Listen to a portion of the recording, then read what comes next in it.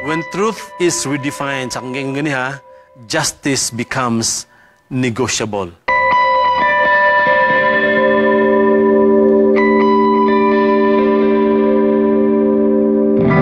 Amahan nga langit noon, nining kagabhiyon, nagadangup kami kanimo, O Diyos, tungod kay nagaila kami nga ikaw ang makagiya, ikaw ang tuburan sa among handom nga ma-recover moral ang amo ang palibot, ang amo ang komunidad, among pulianan, ug hangtod sa nasod. O Diyos nga balaan, usahay batiwan namo ang pagka-imposible ni apan diha kanimo Dios wala imposible. Busa kami naghangyo nga ang amo mga televiewers, ang amo mga kapaglaom, ang amo mga kaigsunan magabati Ginoo sa hagit nga diin kabahin kami o Dios sa pagpanday, sa pagpalig-on balik sa moral kung asa man kami nahimutang. Daghang salamat Ginoo kay mo ipadali mong balang espiritu ug salamat sa pagtubag sa among mga hangyo. Among gitugyan ang tanan sa ngalan ug gahom ni Jesus manuluwas. Amen. Ang gabi atong gisgutan ng mga igsoon ang we will recognize the darkness, the great moral blackout. Now, sa ato na nakita nga kita gyapon ang nasod igsoon, kita gyapon ang katilingban nga nag-ampo, nag-awit og mga alawiton sa pagdaig sa Ginoo, but then subo lang tungod kay ato gyapon gi-tolerate ang corruption mga igsoon. Ang pangutana, masulbad ba ka ni corruption, no? Nga instead nga ang MRP, instead nga ang Moral Recovery Program nga mao'y himuong institusyon sa atong gobyerno, murag ang corruption naman hinuon ang nahimong institusyon igsoon. Kay murag ang corruption is a normal thing, unya murag kita pud ato ra pong gitolerate. Now, we are all complicit. Pinalangga ko ng mga kaigsoon. Apil gid ani. Why? Because kita ang individual who basin og we no longer fear God, or we are the family who no longer prays together, or our church no longer rebukes sin. Nga murag ato na lang gi-accommodate tungod kay mahadlok ta nga mawala ato mga membro sa iglesia, or we are the government that no longer protects the truth. Unlike Israel, mga kapaglaom, in the days of the judges, we have become a people where everyone does what is right in his own eyes.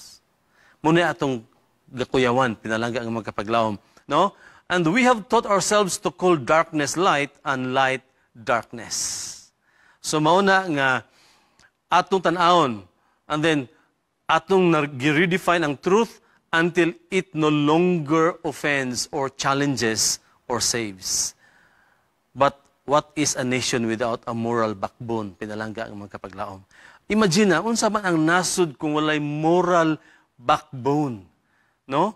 Kung ang graft and corruption is so rampant that mura bitaw ato nang tolerate to the point nga, well, so here, karong kagabion atong tun-an ang letter E. From the word or acrostic recover, we will expose the lie. No? So, kanang punto nga tawgon na nato ang right or ang wrong nga right igsoon. Calling right wrong or calling the wrong right.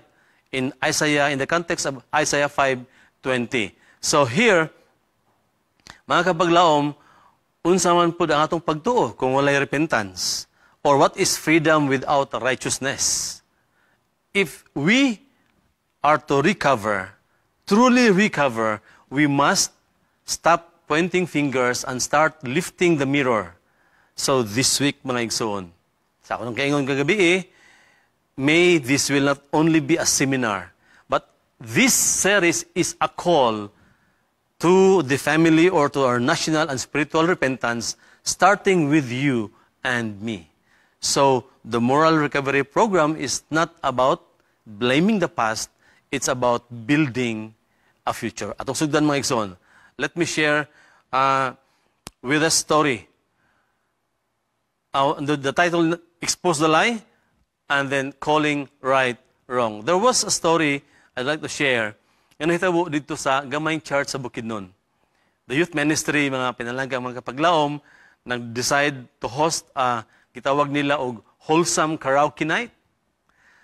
And so the idea was simple. Sing only Christian songs. Take note the term wholesome karaoke night. And so, ilang gikanta, ang mga religious song like Amazing Grace, and then How Great Thou Art. But in between ani mga igsoon, there was a certain church leader, or ato lang tagog Tito Boy siguro, took the mic and belted out, My Way. Kanta siya, action pa niya mga igsoon, complete with dramatic poses and finger pointing. But when sadyang ang pastor igsoon, gently remind him nga, Tito, ang ato abeng himuon ha is holy tonight, making this night holy. And that Tito Boy replied, well, ingon siya, kini akong gihimo, spiritual man eh, because I sing it with conviction. I sing it with conviction. So, mga kaigsunan, higala, sa diha nga, when we start calling my way holy and God's way optional, naanata sa teritoryo sa gingon ni Isaiah mga igsoon, sa Isaiah 5:20. Tanawa ang gingon sa Isaiah 5:20 igsoon. Woe to those who call evil good and good evil. Alaot or unsa nang wo, no? Alaot katong mga tawo nga motawag sa dautan nga maayo o sa maayo dautan. And then that put darkness for light and light for darkness. That put bitter for sweet and sweet for bitter. So here, ang context igsoon ni aning Isaiah chapter 5, this is a prophetic lament, no? Muna siya ang kasubo over Judas' moral collapse. Igsoon, nasud, katilingban sa katawhan sa Dios, ang ilahang moral na collapse igsoon, nahugno. Ang chapter begins with the song of the vineyard. Gapo kayo, no? Unya, where God describes His people as a vineyard where He lovingly cultivated.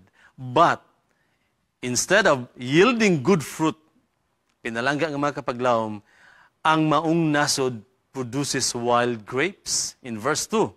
And the rest of the chapter lists 6 woos. Unum ka mga woo, woo, woo unto you.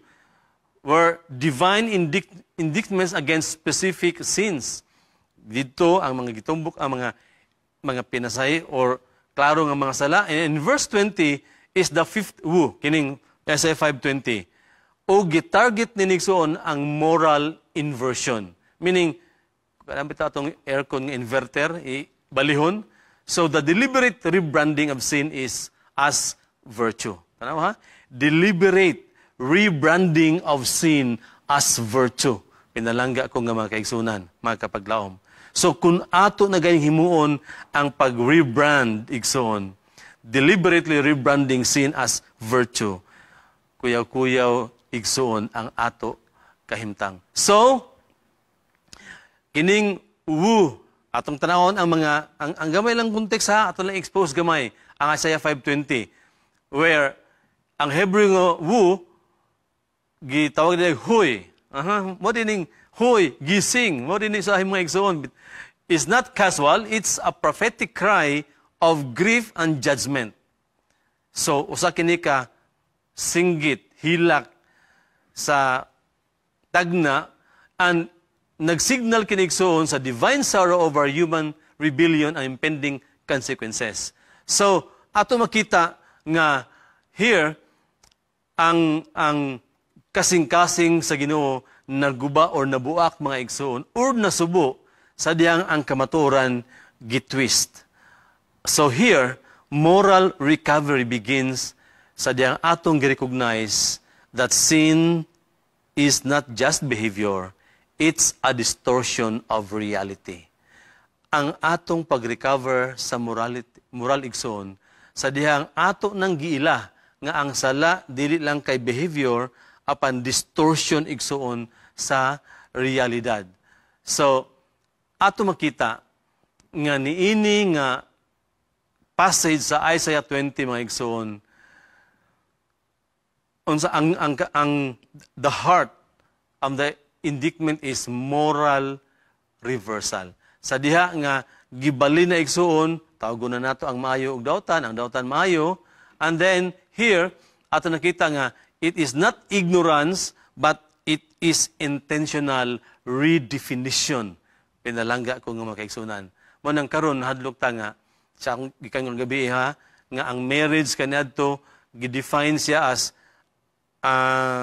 union between man and woman. Karon igsoon gidefine siya generically as union between two individuals. Kaya pwede naman makasal ang lalaki-lalaki, pwede na makasal ang babae-babae.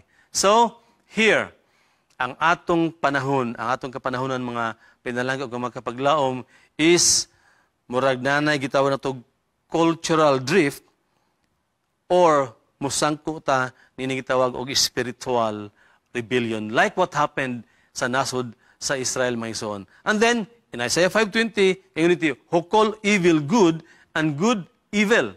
So, atong tanawon mga pinalangga ang mga kapaglaom, that moral recovery requires clarity. Take note. Kung kita muapil ni ining kausa igsoon sa pag-recover moral sa ato ang katilingban, sa atong pulianan, remember, we need clarity. It requires clarity. And then, here, we must reclaim God's definitions, mga igsoon, of good and evil and not invent our own. And then, here, kung ato tanawon, who put darkness for light and light for darkness, the echoes of Genesis 1 and so on, no? Where God separates light from darkness, and then to reverse this igsoon, sa dihang ang Ginoo na gibulag niya ang kakahayag ug ang kangit-ngit, kunya kun ato ni sa reverse, undoing the creation's moral order, mga igsoon, atong nakita nga unsa God calls us to walk in the light, not blur the lines between truth and deception. So, mga pinalangga ko mga igsunan, sa diha gani nga ang truth, ang kamatuoran, ato na ganing ilisan niining gitawag og feeling, no? Kana bitang pagbati na lang ang ato ang atimanon, okay na sa dahilan ng truth. Anyway, God will understand. So, yung nanarabot ang mga paglaom, no? Di lagi na. Okay na lagi na.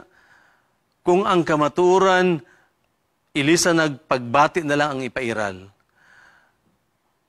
Unya, kung ang truth igsoon, no? Ato nang himuon ang pag-normalize sa sala through language.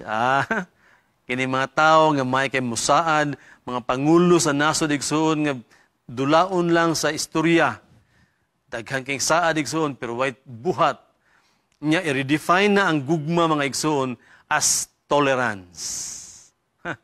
No? Ato nang tan-awon igsoon nga ato nang we are redefining love as tolerance bisag di na ginunta mao pero kay ato man laging gihigugma or ato man laging ganahan. And then, when we replace conviction with comfort, mga igsoon. Sa nasod sa Amerika, mga igsoon, dili man ingon nga pagsaway or dili man pag-judge, pero ako nakita dito nga, ang comfort, mao'y nagpasulabi, even unta nagbati og conviction nga, dili gyud unta mao. And then, when we are blurring the lines between truth and opinion, pinalangga ko mga kaigsunan. Even sa itong iglesia, nagkakitabo kini, no? Naaya ato ang mga policy nga naay gis klaro, pero we are not implementing those policies igsoon. Are we not blurring the lines or unsa bakaha? No, I am not insinuating ini kuanha, basta ang ato dinhi is we need to have clarity. Kanang atong giwali kanunay igsuon nga transparency. I hope nga unta we are that authentic and strong, pinalangga ko mga kaigsunan. kita nga mga pangulo sa iglesia, kita nga mga pangulo sa pulianan, mga pangulo sa ato sa nasod, hinaot nga we will define clarity as clear as it is, mga igsoon. So here, atong tanawon ang mga current events or moral confusion. Just in brief, no? Sa Gallup poll, 71% support legal euthanasia. Tanawa ha? Euthanasia. 71% nagasuporta nga pwede na ang kanabitang hinahinay pagpatay, legal euthanasia. And then, here, 49% say destroying embryos is morally acceptable. Ha? Destroying embryos, igsuon? Morally acceptable? 49%. Unya, here, there was a deep divide on gender identity and abortion. Wow! Mga kapaglaong, mga kaigsuunan, di ba ta mubati, ani, nangatulog ba ang atong konsensya? Are we tolerating this? Usahay, ang atong maging ibalang question, kinsa man ta, mga igsuon, we need to pray. We need to call on God if we want, igsuon, ang moral backbone sa nasod, ang moral backbone sa atong katilingban, sa atong pulianan, na agihapon intact, pinalangga ng mga kaigsunan. In town, hinaot nga di ta mo tawag ni ining sayop nga sakto or ang sakto sayop igsuon. And then, here, another, the conversation. 2025, philosophers urge expanding the moral circle to include AI and animals. Ha? I-appeal na ang hayop igsuon sa moral circle? Grabe igsuon. Kung atong hunaon ha, naunsa naman ang kalibutan, ang hayop i-appeal na sa moral circle. Yung New York Times ethics column igsuon, debates on organ donation, revenge porn. Tanawa ha? Ang pagpanimalus, and then family deception show shifting moral boundaries. Ang kaminyo igsoon, dili na kaayo balaan or solemne or tan-awon bitaw nga ang divorce is so just a normal thing igsoon there in the side sa west. Apan ang kuyawan nato igsoon kaya ato arabang ding nasod doon na po'y gipasa nga bill.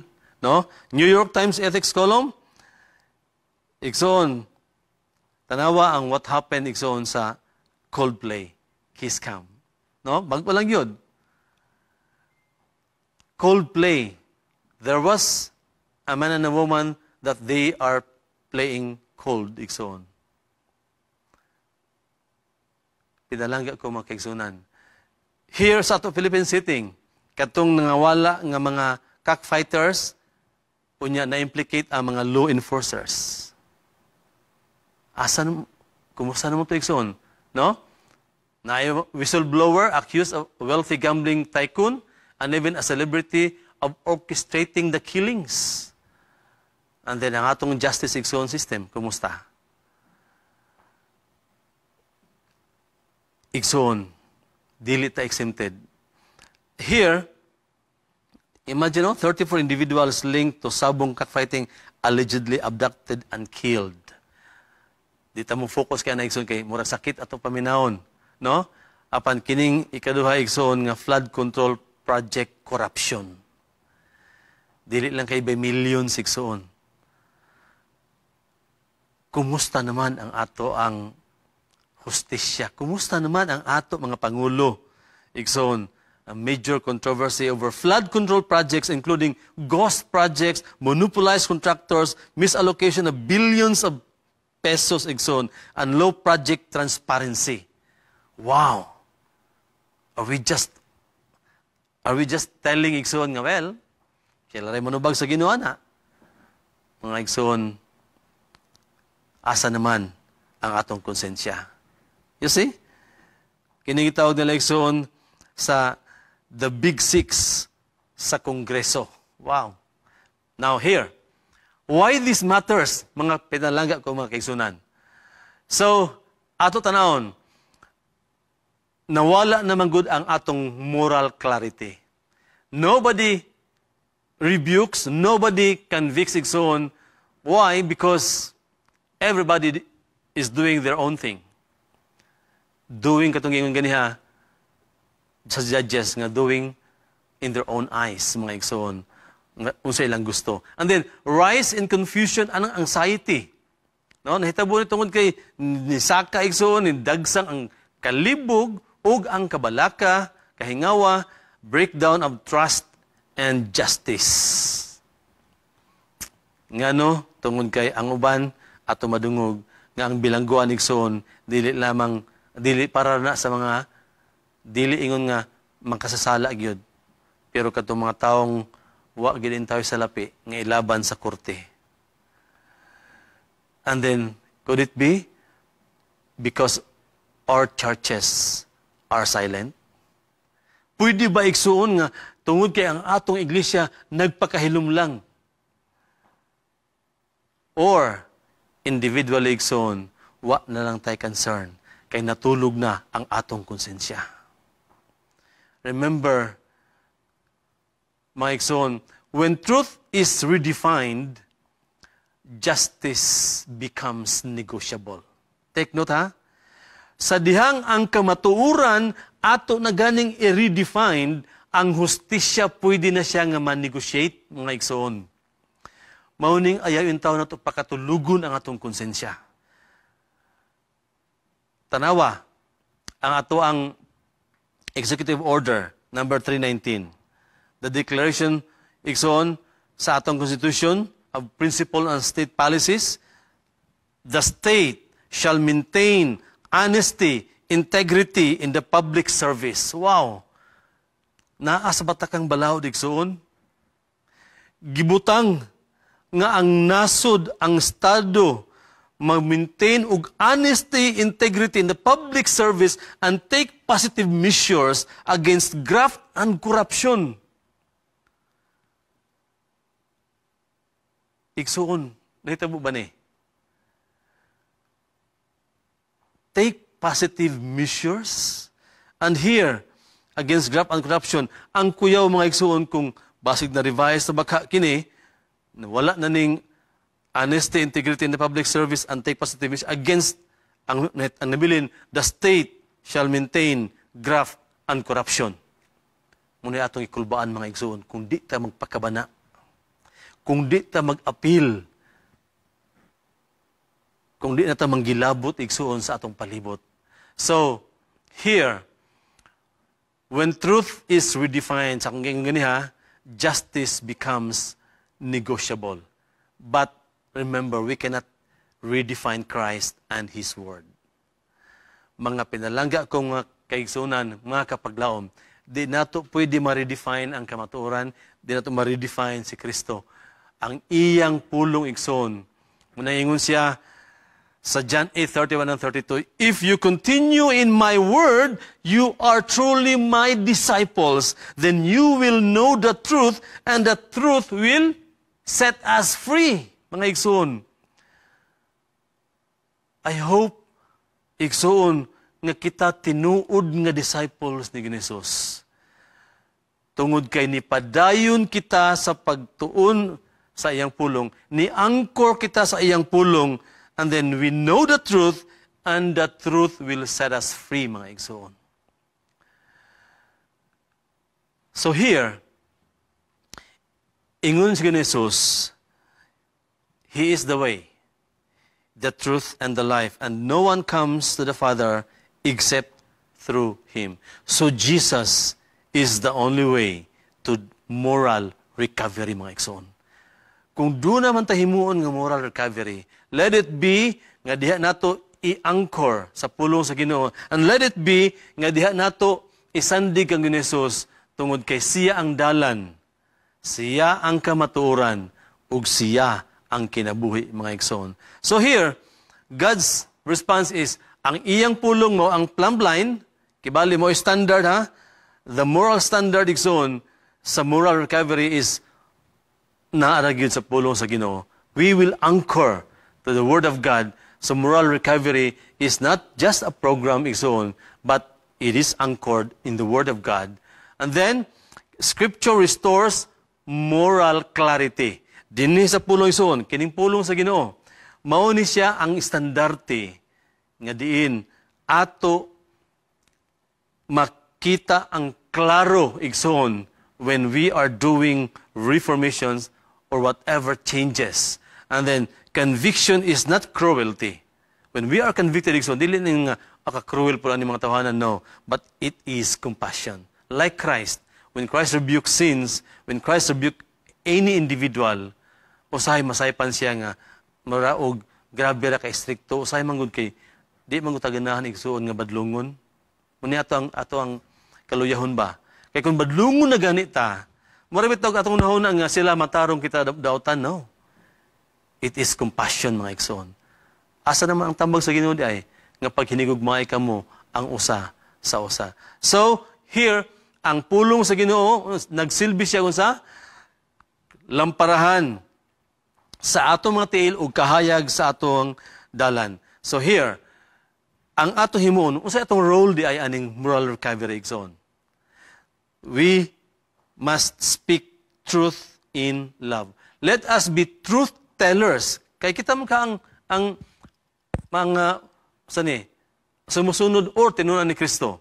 O sa ni Jesus, if you remain in my word, you are my disciples indeed.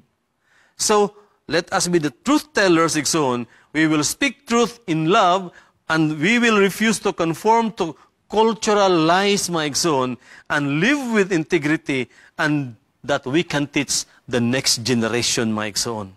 Manang usahay masubo ta sa atong rank among the ministers, igsoon.